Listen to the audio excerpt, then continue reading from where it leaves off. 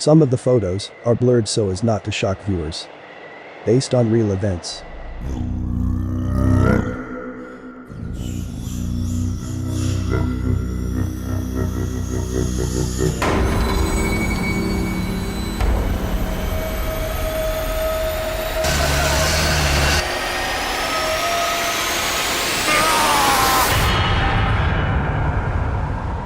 A group of 9 tourists led by student Igor Dyatlov goes on a ski trip to the north of the Sverdlovsk region and does not return.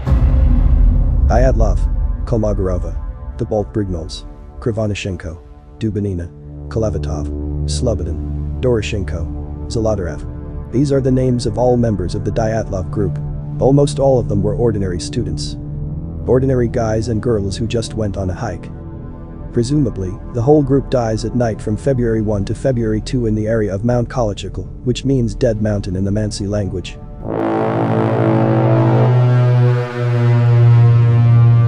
What happened there is still a mystery. But in memory of the participants of the hiking, this place bears the name Dyatlov Pass. What happened that terrible night?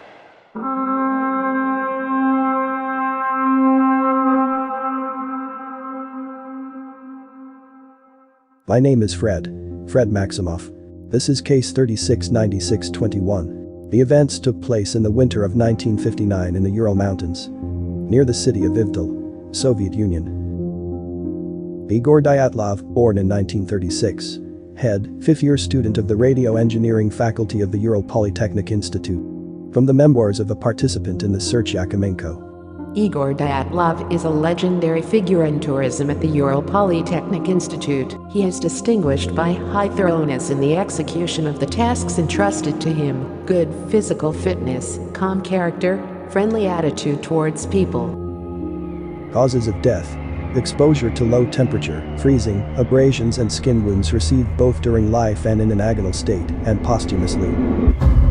The main question arises, why did this situation become so famous? After all, every year a huge number of tourists die in the world, but this event has become a world legend. It's all about the inexplicability of the events that took place on the night of February 1 to 2, 1959. Just listen to this story.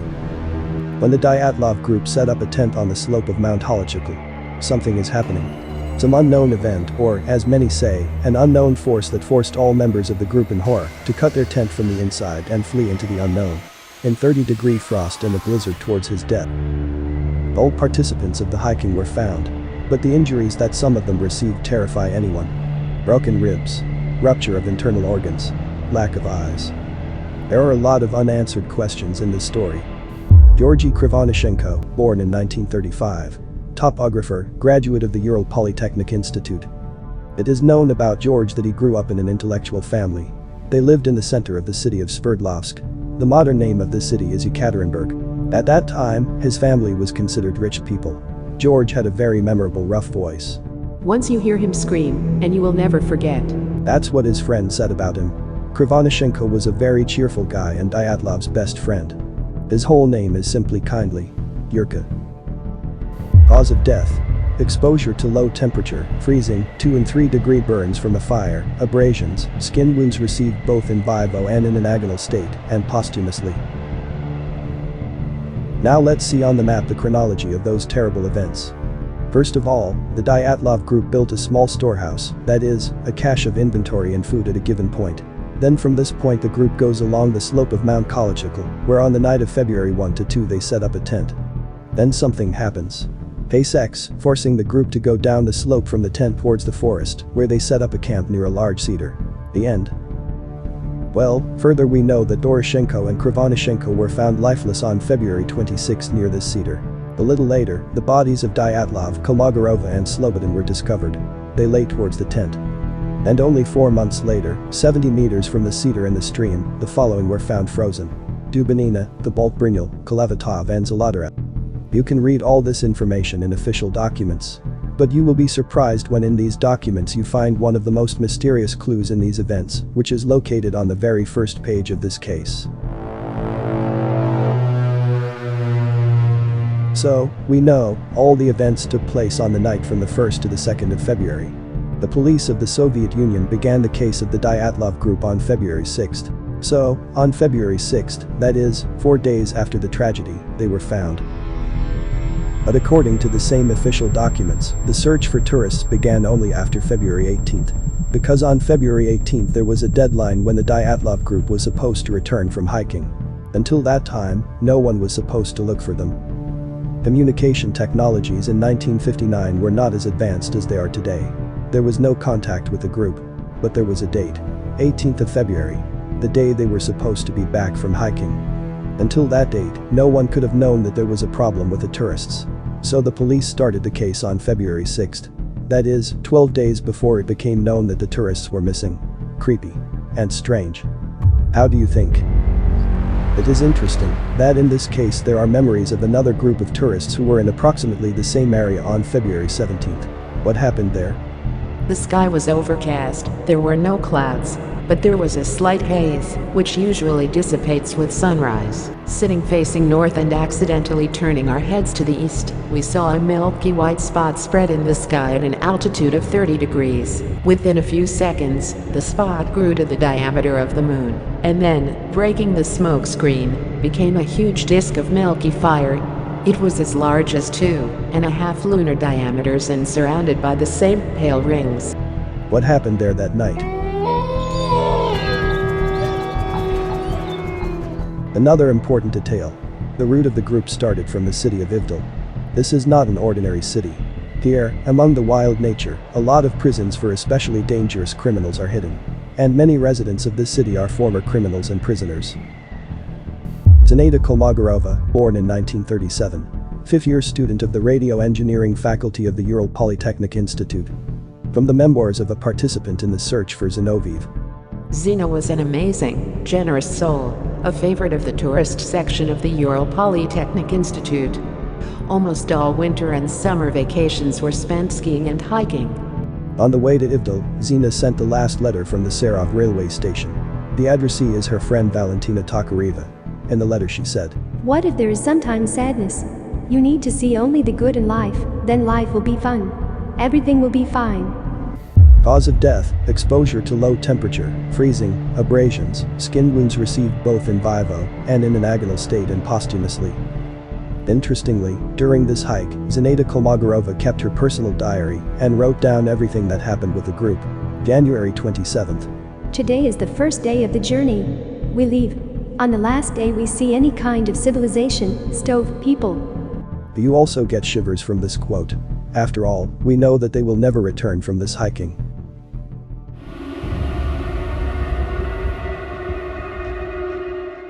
Usually, these events have an official version.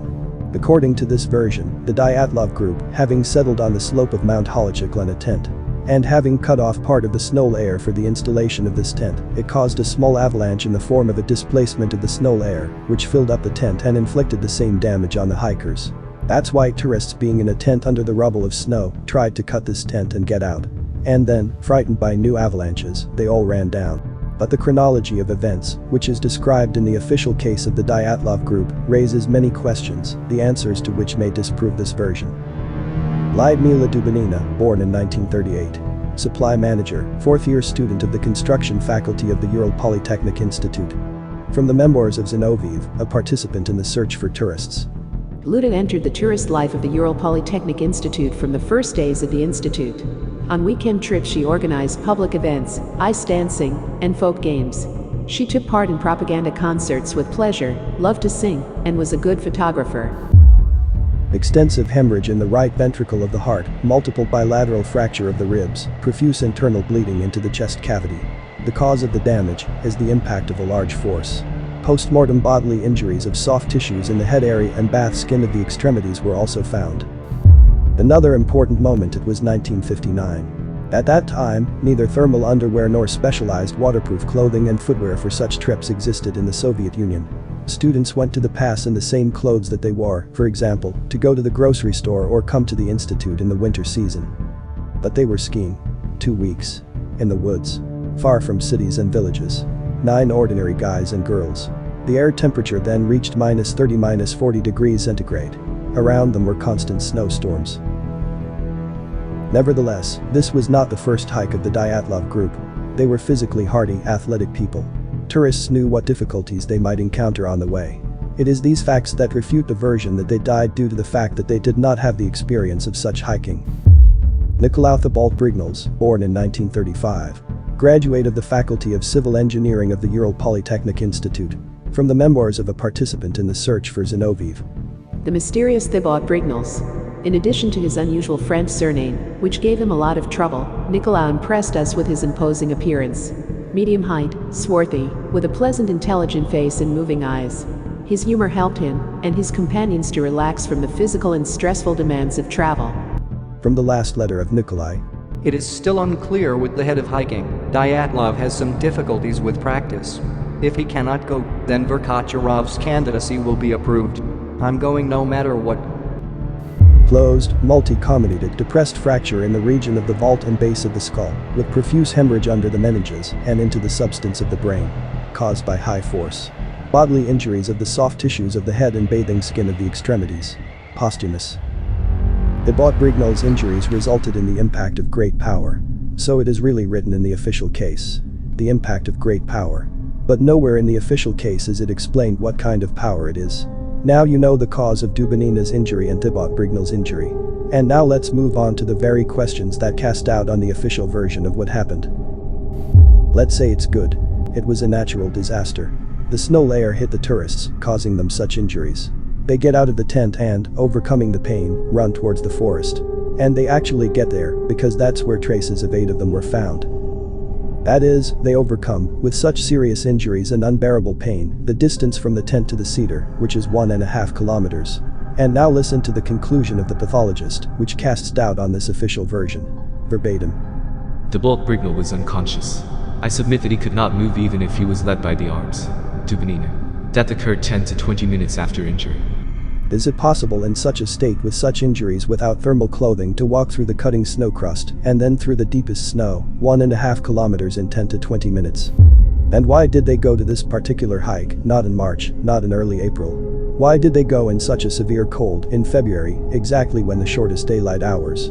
There is a version that tourists went to observe some kind of phenomenon. A little earlier in this video, we already quoted the memories of another group of tourists who, a few days later, walked very close to the route of the Dyatlov group. And they claimed that there were a lot of strange objects in the sky then. And after the following information, you will definitely have shivers in your body. Semyon Zolotarev, one of the members of the Dyatlov group, back in August 1958, that is, more than half a year before this hike, knew that he would go to the northern Urals region. And all this time, in conversations with his acquaintances, he said this. After my return from hiking to the northern Urals, the whole world will talk about me. What can be found in the northern Urals? Even now in this place there is nothing that can surprise the whole world. Hundreds of tourists visit the Dyatlov Pass every year. Semyon Zolotarev, born in 1921. Graduate of the Belarusian Institute of Physical Culture. The oldest participant in hiking. From the memoirs of a participant in the search for Zinoviev. He was the most mysterious person for all of us. In October 1941 he went to the front and went through the entire Second World War without a single wound. Zolotarev's body was discovered 3 months after the tragedy. It was almost impossible to recognize him. The protocol of the forensic medical examination describes strange tattoos, in particular the word Dermuazaya. But his relatives do not remember this tattoo. There were also many oddities in Zolotarev's personal file. For example, his examination sheet from the university. He received a specialty physical education teacher in women's schools. But in his examination sheet there are such courses as sambo, wrestling, boxing and fencing. The strange thing is that in those days in the Soviet Union, these courses were not taught to girls in schools. That is, he did not need to study these courses in order to work as a physical education teacher in girls' schools. He also could not choose these courses himself. Because while studying at the university, students in the Soviet Union could only choose the specialization in which they would receive a diploma. But they couldn't choose the individual courses they wanted to take. The list of courses to be taken by the student was determined by the faculty. Who and why added courses in sambo, wrestling, boxing and fencing to study Zolotarev. And this is not the only oddity. The actions that Zolotarev performed throughout his life often did not take into account his desires or were completely illogical. For example, to get to the Holochikal Pass at this time, the place which is now the name of the Dyatlov Pass, Semyon Zolotarev had to quit his job. In addition, shortly before hiking, everyone learned that his brother worked for Nazi Germany during the Second World War. And in the Soviet Union, such cooperation was not forgiven. The secret services followed the whole family of a man who worked for Germany. Interesting. Yes. But that's not all. Questions arise even to the grave of Semyon Zolotarev. He was buried separately, and now you see his tombstone on the screen. Look carefully and remember the first letters of his name. These are the letters S and A. And now pay attention to the obelisk of memory, where all the participants of the hike are listed. Here is a photo of Zolotarev. And the first letters of his name here are A and I. But besides this, there is also a mistake in the surname. And it's not just that. The fact is that Semyon Zolotarev told everyone that his name was Alexander. Although his passport was in the name of Semyon. For what? Agree that this is also at least strange. Alexander Kolevatov, born in 1934. Head of Equipment, fourth-year student of the Faculty of Physics and Technology of the Ural Polytechnic Institute. From the memoirs of a participant in the search for Zinoviev. Sasha was older than us and already had travel experience. Before moving from Moscow to Sverdlovsk, as part of a Moscow team, he made a trip through the subpolar Urals and managed to visit Mount Saber. Kolevatov was a reasonable person, enjoyed the trust of people. In hiking, he carefully kept his diary, but did not show it to anyone while maintaining confidentiality. Cause of death: exposure to low temperature, freezing. Bodily injuries of soft tissues in the head area and bathing skin of the extremities. Posthumous. There is another mysterious moment associated with Kolevatov, Dubinina, Zolotarev, and Thibault Brignals. The fact is that traces of radiation were found on their clothes, namely beta radiation, which exceeded the limit by almost 2 times. Here is the conclusion of the chief radiologist of the city of Sverdlovsk, expert Levashov.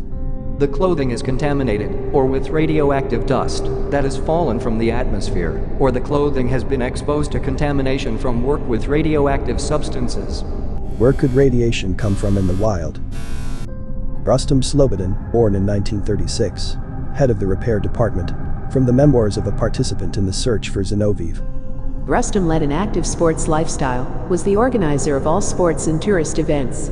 If it happened to go out to help on the farm, and it was raining, the guys played cards, and Rustam put on sneakers and arranged small cross-country trips. Rustam was a strong and reliable comrade, a calm and balanced person. He always did morning exercises, despite the weather conditions. He had an iron will, and an outstanding intellect. The man of the future, that's what his friends called him.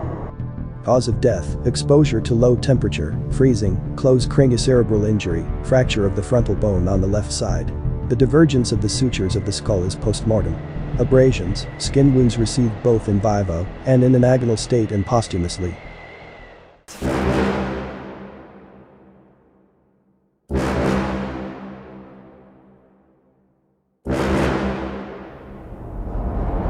There is one more very important detail in this confusing case. The fact is that one person from the Dyatlov group still survived. Yes, really survived.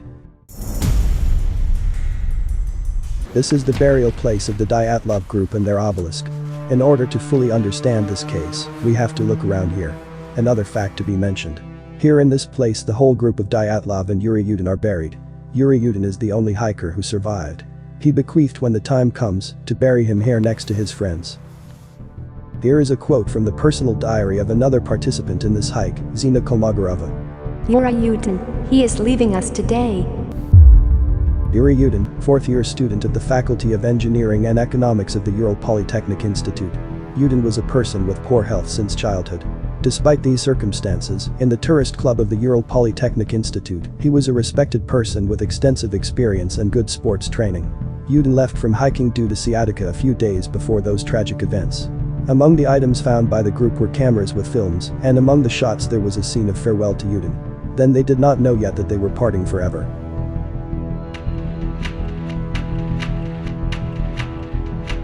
This is the same place where the group set up a tent. On the slope. But why? Any experienced hiker knows that the wind on the slope is always more powerful.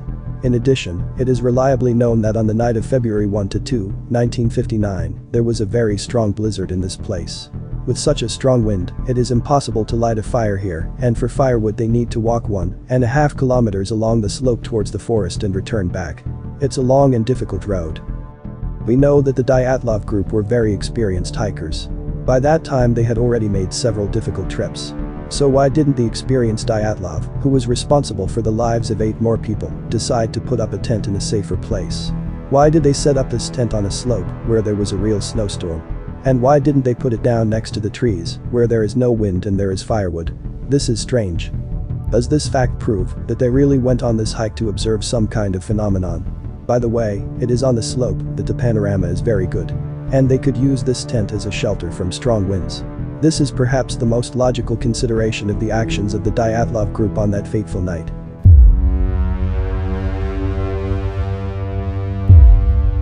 But let's take another look at the burial place of the Dyatlov group, because it is here that another mystery of this case is hidden. Dyatlov, Kolmogorova, Thibault Brignoles, Krivonischenko, Dubinina, Kolevatov, Slobodin, Doroshenko, Zolotarev. These are the 9 dead participants in that hike.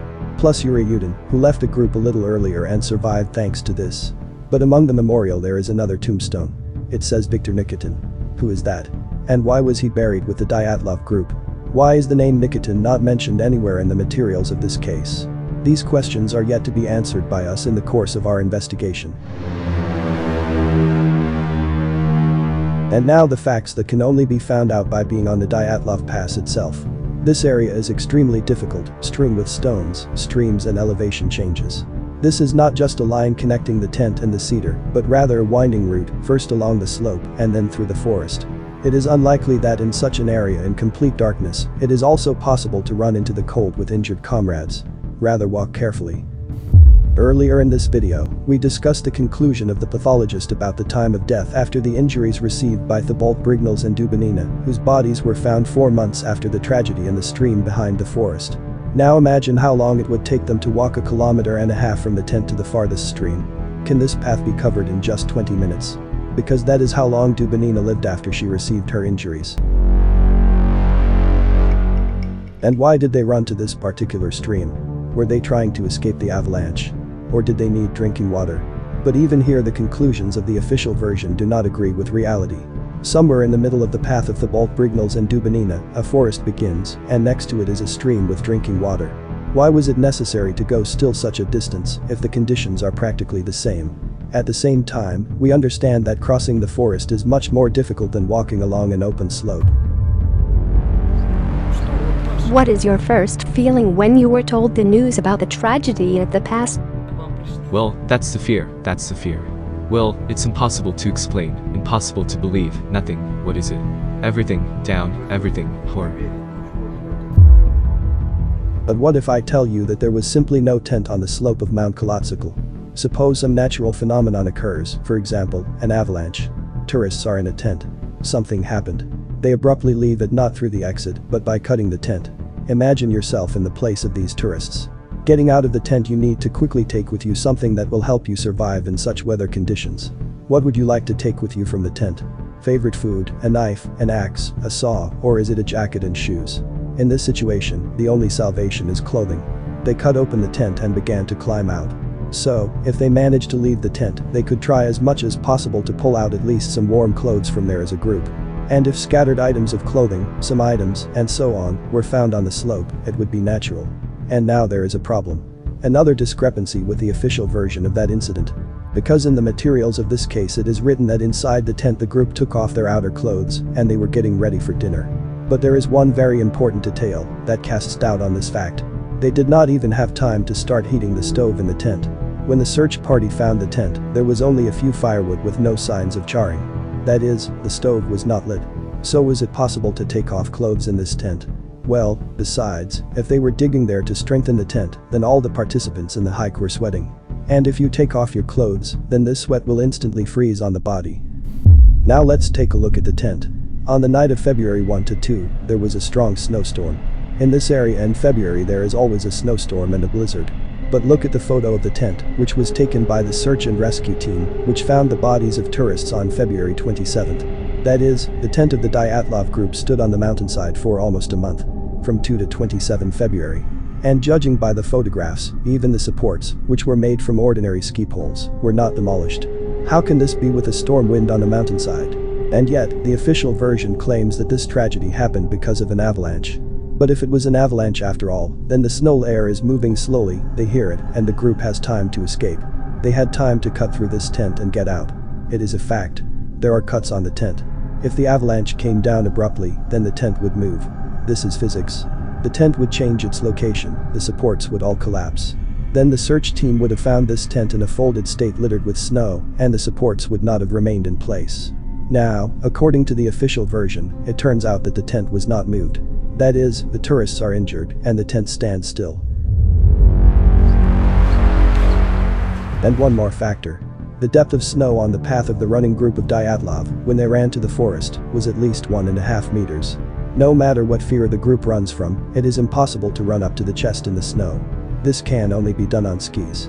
But the tourists were injured, and the skis remained standing on the slope near the tent. So, firstly, putting up a tent on a slope was a mistake. Secondly, the tent would not have stood for a whole month at that point. Thirdly, undressing in a cold tent is absolutely pointless. Fourth, it is almost impossible to go the way of the Dyatlov group with their injuries.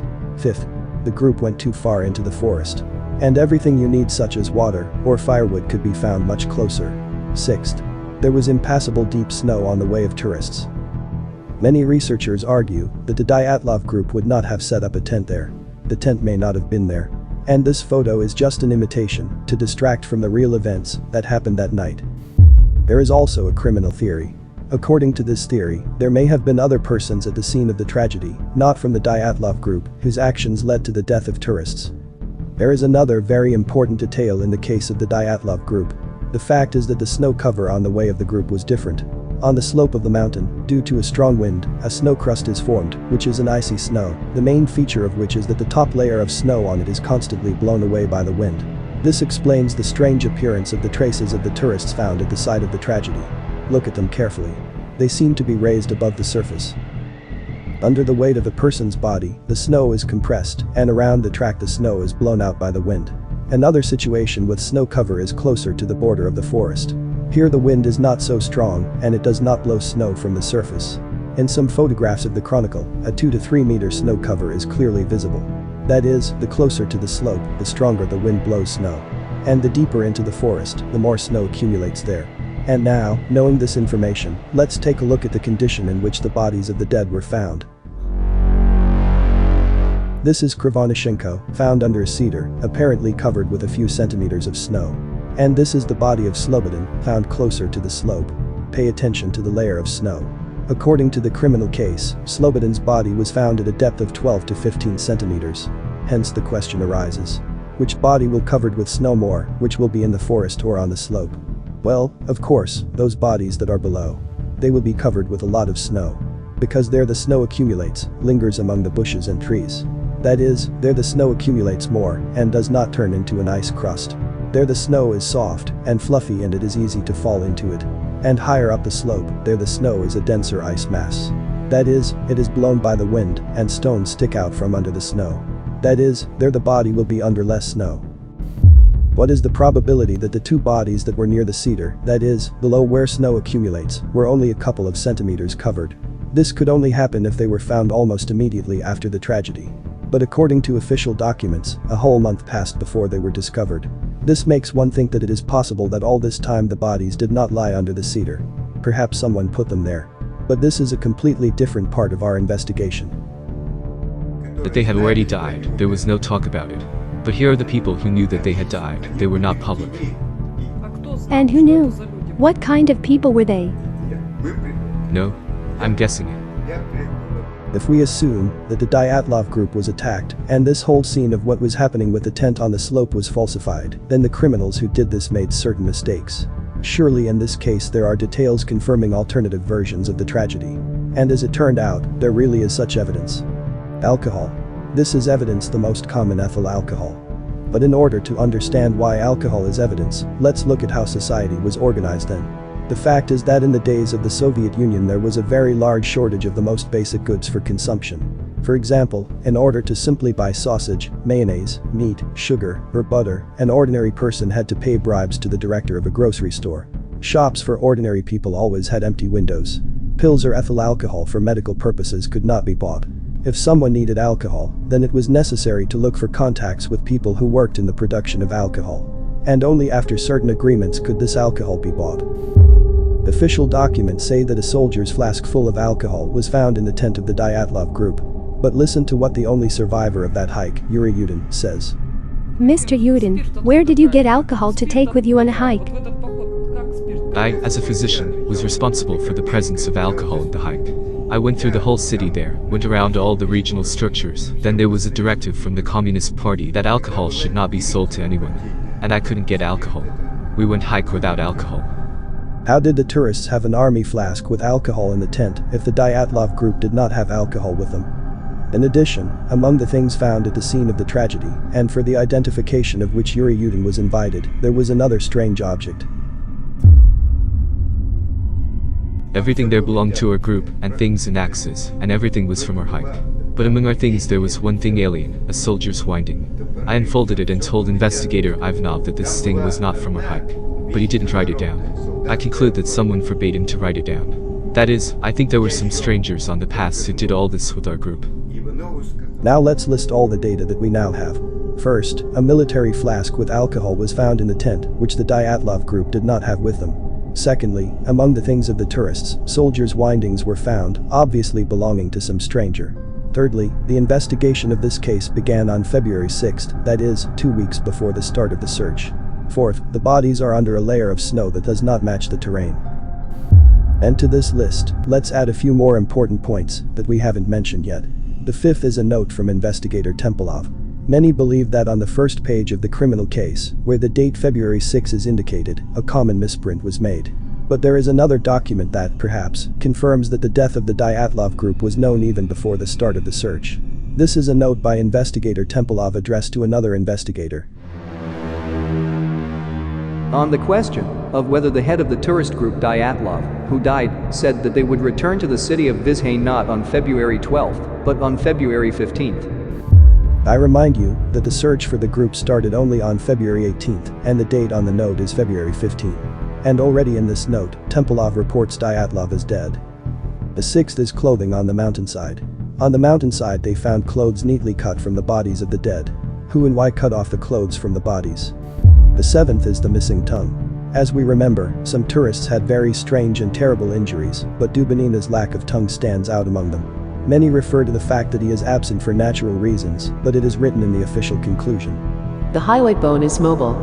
That is, someone tore out the tongue. Take a close look at all of these items. Add to this the theory that the tents on the slope of Mount Kolochigla might not have been originally, and the photo with the tent from the Chronicle might just be an imitation. And based on this information, try to make your own assumption about what happened there. Now listen to what the only survivor from the Dyatlov group, Yuri Yudin, says about this. And who knew? What kind of people were they? I assume that all this is connected with some secret or some other experiments. And there were people who were on duty there. This is my personal opinion, please don't mention it anywhere. I'm afraid that I might have problems. And I think that they were eliminated there.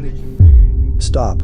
Surely you are interested in another point related to this tragedy, namely the question that we had about the memorial of the Dyatlov group. Nikitin. Who is Viktor Nikitin buried with the Dyatlov group? The answer turned out to be extremely simple. The fact is that this section of the cemetery belongs to the Ural Polytechnic Institute, where almost all the tourists from the Dyatlov group studied. Unfortunately, by coincidence, in the same year, another student of this university died of illness, and the dean's office ordered to allocate a place for him in the cemetery. That is, students of the Ural Polytechnic Institute were simply buried in this place. It had nothing to do with the tragedy at the pass. Only many years later, the obelisk of memory of the group was installed here, and this case received a wide response around the world. Subscribe. There will be many more interesting, detective and mysterious stories.